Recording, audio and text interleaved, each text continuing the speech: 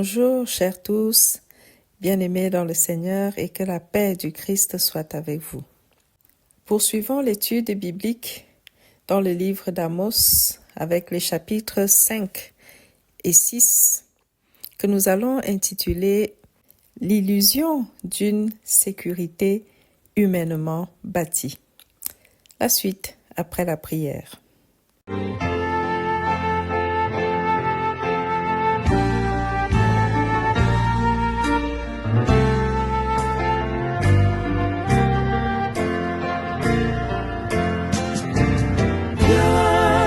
Esprit de Dieu vivant, sois le maître en moi. Viens, Esprit de Dieu vivant, sois le maître en moi. Sonde-moi,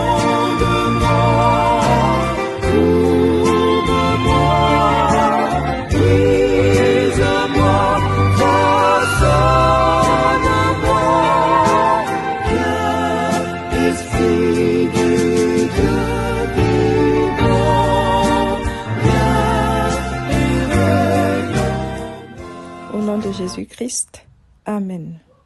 Amos 5 à 6. Dans ces chapitres, le prophète Amos poursuit ses oracles destinés au royaume d'Israël du Nord qui a particulièrement irrité l'Éternel et à qui donc Dieu a promis un châtiment imminent. Le jugement de l'Éternel est annoncé. Dieu promet de livrer la Samarie et ses 10 tribus du Nord aux mains de ses ennemis. Mais les prophéties d'Amos ne semblent pas inquiéter les habitants d'Israël du Nord, car ils ont atteint un certain niveau de vie, un certain niveau de ce qui semble être la sécurité dont ils avaient besoin. Parce qu'il faut le dire, le prophète Amos prophétise à une période où le royaume du Nord était plutôt prospère. La Samarie et les 10 tribus du Nord étaient très prospères en apparence et la Samarie était bâtie comme une forteresse, presque visiblement imprenable. À l'époque, le roi Jéroboam II avait réussi à reprendre tous les territoires que les Syriens avaient précédemment conquis. Jéroboam II qui a été un très mauvais roi, tout comme ses prédécesseurs dans Israël du Nord, parce qu'il n'était pas fidèle à l'Éternel. Mais malgré ses iniquités, et parce que Dieu avait vu la détresse d'Israël qui était dans l'affliction, il avait permis que ces territoires soient reconquis et que la paix revienne, qu'une certaine paix revienne. On peut lire, par exemple, 2 Rois au chapitre 14, lisons du verset 23 au verset 26. À l'époque du roi Jéroboam, le roi Jéroboam II, il est écrit « La 15e année d'Amathia, fils de Joas, roi de Juda, Jéroboam, fils de Joas, roi d'Israël, régna à Samarie. Il régna 41 ans. Il fit ce qui était mal aux yeux de l'Éternel, il ne se détourna d'aucun des péchés de Jéroboam, fils de Nébat, qui avait fait pécher Israël. Il rétablit les limites d'Israël depuis l'entrée de Hamath jusqu'à la mer de la plaine, selon la parole que l'Éternel, le Dieu d'Israël, avait prononcée par son serviteur Jonas, le prophète, fils d'Amithaï de Gath et Hépher. Car l'Éternel vit l'affliction d'Israël à son comble, et l'extrémité à laquelle se trouvaient réduits esclaves et hommes libres, sans qu'il y eût personne pour venir au secours d'Israël. Fin de citation, arrêtons-nous là. Donc, pour dire que pendant que le prophète Amos annonce au peuple d'Israël le jugement prochain de l'Éternel face à leur mauvaise vie, à leur idolâtrie, à tout ce qu'ils faisaient d'injuste, de mauvais et de condamnable, Personne ne prenait le serviteur de Dieu au sérieux parce que à cette époque, le nord d'Israël vivait en paix, était prospère. Les hommes, les grands du pays avaient pris de l'assurance. Samarie, la capitale, était bâtie comme une forteresse. D'ailleurs, lorsque plus tard le pays sera détruit par les Assyriens et que la Samarie sera prise, le texte biblique nous dit que les Assyriens ont mis 3 ans à faire capituler Samarie. Ils ont fait 3 ans de siège pour pouvoir venir à bout de la Samarie. Vous pouvez le lire dans 2 Rois 18, des versets 9 à 10, lors de la prise de la Samarie plus tard. Donc, pendant que le prophète Amos essayait d'interpeller les Samaritains, le peuple d'Israël du Nord, Éphraïm, comme on les appelait parce que c'est la tribu de Joseph composée d'Éphraïm et de Manassé qui dominait là-bas. Pendant que Amos prophétisait, tout ce qui était autour, à qui il demandait de revenir à l'Éternel, se moquait de ses discours. Personne ne prenait le prophète Amos au sérieux. Personne n'a fait attention à ses dires pour être sauvé, parce que même si Dieu s'apprêtait à frapper les Israélites, ses bras restaient tendus, son message, son appel à la repentance restait valable. Si nous lisons au chapitre 5, lisons le verset 4, les versets 4 à 5, il est écrit « Voici ce que dit l'Éternel au peuple d'Israël. Tournez-vous donc vers moi, et vous vivrez. N'allez pas chercher à Béthel, n'allez pas à Gilgal, et ne vous rendez pas à Béer-Sheva, car Gilgal sera déporté et Béthel deviendra néant. » Fin de citation. Dieu lance un avertissement aux grands de Samarie, aux grands d'Israël du Nord, à tous ces riches, à tous ces gens qui se sont forgés un petit milieu où ils se sentent en paix, où ils se sentent en sécurité, où ils se sentent puissants, où ils ont tourné le dos à l'Éternel et où ils croient qu'il suffit d'aller faire des sacrifices dans les autels pour pouvoir s'attirer la compassion de Dieu, alors que dans leur cœur, ils ont totalement tourné le dos à la loi et à la justice de Dieu. Dans les versets que nous venons de lire, il est écrit « N'allez pas chercher à Béthel, n'allez pas à Gilgal, ne vous rendez pas à Béer-Sheba. » Tous ces endroits, ce sont des lieux de culte, des lieux de sacrifice où le peuple allait sacrifier à l'Éternel. Mais seulement ces mêmes lieux étaient devenus également des endroits où les gens allaient sacrifier pour des idoles. La ville de Béer-Sheba, par exemple, se trouvait environ à 80 km de Jérusalem, à l'extrême sud du royaume de Juda et au bord du désert de Negev. Et c'est là qu'a eu lieu une histoire entre Abraham et Abimelech, roi des Philistins, qui a fait enlever sa femme Sarah. L'histoire se lit dans Genèse 20 et 21. Au final, ils se sont réconciliés et ont fait alliance. C'est aussi à cet endroit qu'Abraham a invoqué l'Éternel et a été exaucé. Et c'est devenu un lieu de pèlerinage pour le peuple d'Israël au temps des patriarches. C'était donc un lieu d'adoration en temps normal, tout comme Béthel et Gilgal étaient des lieux d'adoration.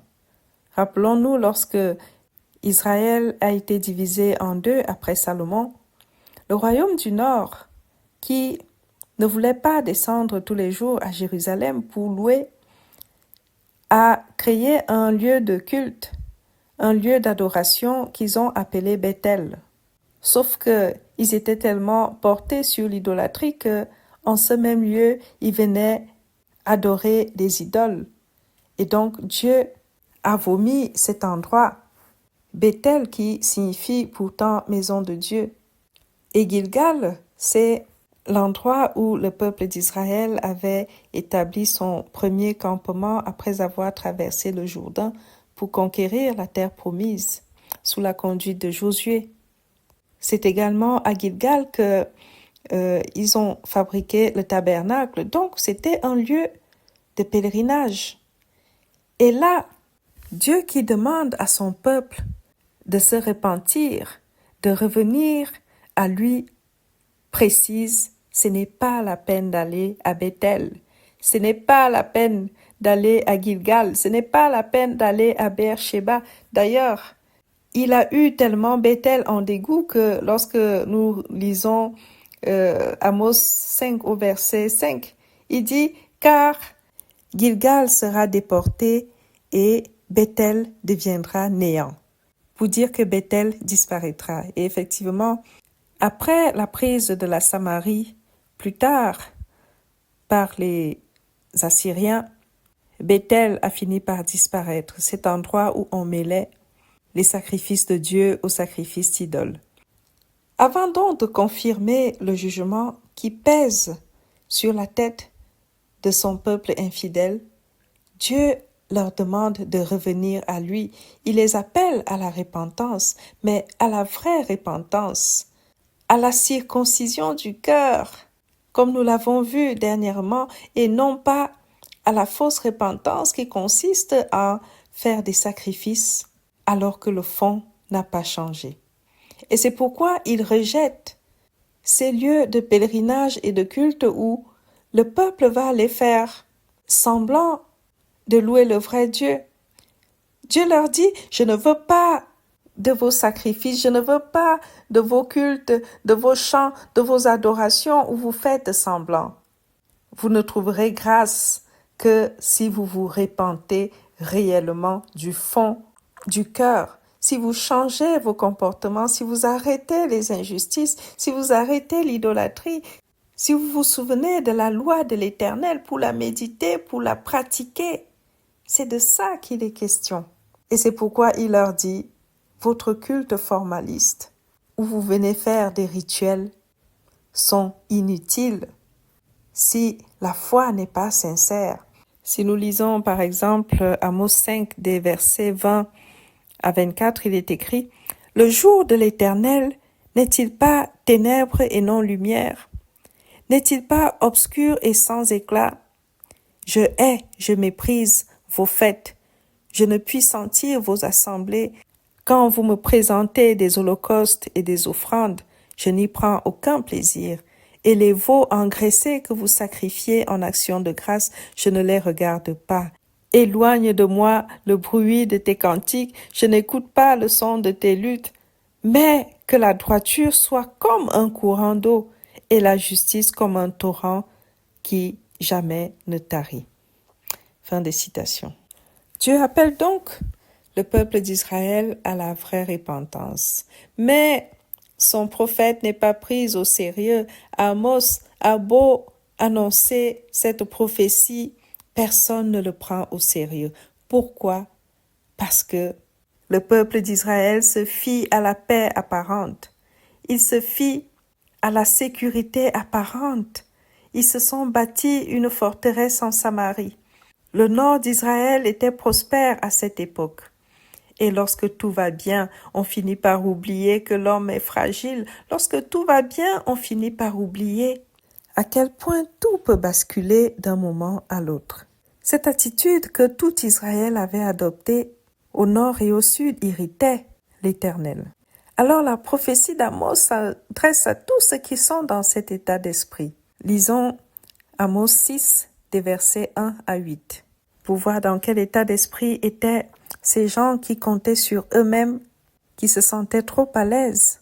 Ils ne comptaient plus sur Dieu, ils pensaient être arrivés à la réalisation de tous leurs projets, ils pensaient être arrivés à ce qu'il y a de mieux pour eux. Donc, Amos 6, de 1 à 8, il est écrit « Malheur à ceux qui vivent tranquilles dans Sion et en sécurité sur la montagne de Samarie. Assez grand de la première des nations, auprès desquels va la maison d'Israël. Passez à Calné et voyez, allez de là jusqu'à Hamath la Grande et descendez à Gath chez les Philistins. Ces villes sont-elles plus prospères que vos 2 royaumes et leur territoire est-il plus étendu que le vôtre? Vous croyez éloigner le jour du malheur et vous faites approcher le règne de la violence. Ils reposent sur des lits d'ivoire. Ils sont mollement étendus sur leurs couches. Ils mangent les agneaux du troupeau, les veaux mis à l'engrais. Ils extravaguent au son du luth. Ils se croient habiles comme David sur les instruments de musique. Ils boivent le vin dans de larges coupes. Ils soignent avec la meilleure huile et ils ne s'attristent pas sur la ruine de Joseph. C'est pourquoi ils seront amenés à la tête des captifs et les cris de joie de ces voluptueux cesseront. Le Seigneur, l'Éternel, l'a juré par lui-même. L'Éternel, le Dieu des armées, a dit « J'ai en horreur l'orgueil de Jacob, et je hais ses palais. Je livrerai la ville et tout ce qu'elle renferme. » Fin de citation. À cette époque, le peuple d'Israël du Nord ne pouvait pas imaginer qu'un jour la Samarie pouvait être prise, qu'un jour ils pouvaient être tous déportés par les Assyriens qui pouvaient être à nouveau assujettis à d'autres peuples. C'est ce qui arrive lorsque on croit s'être forgé une vie de sécurité, on croit s'être forgé quelque chose de durable ou de fiable dans ce monde où finalement tout est vanité. Combien de fois on a vu une personne donner toute sa vie à bâtir, à s'amasser des richesses, à travailler sans même profiter, sans s'occuper des siens, sans donner de l'amour, sans prier, sans se soucier de Dieu, sans même se soucier parfois de lui-même, parce qu'il y en a qui n'ont même pas le temps de profiter même de leur propre bien, parce que trop occupés à en chercher toujours plus et davantage. Combien de fois on a vu des gens comme ça qui croient enfin être arrivés et puis au final, quand ils décident donc de se poser pour dire « je vais pouvoir jouir de mes biens », Dieu leur retire le souffle de vie d'une façon subite. Ça nous rappelle la parabole du riche insensé dans Luc 12 à partir du verset 16, où quelqu'un qui pensait avoir amassé suffisamment de biens raisonnait en lui-même et se posait la question de savoir comment je vais gérer tout ça, qu'est-ce que je vais faire de tout ça. Et il se disait en lui-même, mon âme va pouvoir se reposer car j'ai suffisamment de biens en réserve. Mon âme va pouvoir se réjouir. Mais dans cette parabole, la même nuit, Dieu lui a retiré le souffle de vie. Quelle sécurité durable peut permettre à quelqu'un d'oublier Dieu, d'oublier ce qu'il y a d'éternel, d'oublier ce qui est durable, au point de s'appuyer sur ça? Souvent, c'est lorsque nous connaissons des drames que nous nous rappelons que, au final, le monde n'est que vanité. Les biens de ce monde ne sont que vanité et ne garantissent rien. D'ailleurs, lorsqu'on est malade, que peut l'argent lorsque l'argent atteint ses limites et que les médecins ne peuvent plus rien? On donnerait n'importe quoi pour être en bonne santé. Les grands de ce monde se battent, essaient chacun de se forger une place d'influence aujourd'hui avec des armes nucléaires, des choses comme ça. Pourtant, malgré tout cela, ça reste des géants aux pieds d'argile. Nous avons vu comment une simple maladie comme la COVID-19 a décimé le monde entier. La vraie sécurité n'est garantie que par l'Éternel. La vraie vie n'est garantie que par Dieu qui nous assure aussi la vie éternelle en Jésus-Christ. La véritable paix n'est bâtie qu'avec l'aide de Dieu, elle est donnée par Dieu. la paix que le monde ne connaît pas, mais qui ne peut se donner que par Dieu lui-même. Le véritable bien-être ne vient que de Dieu. Alors, c'est certainement une folie que de tourner le dos au Dieu Tout-Puissant parce qu'on a une illusion de sécurité, d'épanouissement et de paix qui, dans ce monde, ne sont rien si nous n'avons pas Dieu à nos côtés. Au final, les Samaritains, le peuple d'Israël du Nord qui se moquait du message d'Amos, n'était qu'un géant au pied d'argile qui a été très vite balayé parce que le message d'appel à la repentance du prophète Amos n'a pas été pris au sérieux. Parce que la vanité a rendu le peuple aveugle. Voilà, bien-aimés, pour aujourd'hui. Pour la prochaine étude biblique, je vais vous inviter à lire les 3 derniers chapitres d'Amos, Amos des chapitres 7 à 9. D'ici là, que Dieu vous garde et qu'il vous bénisse. Amen.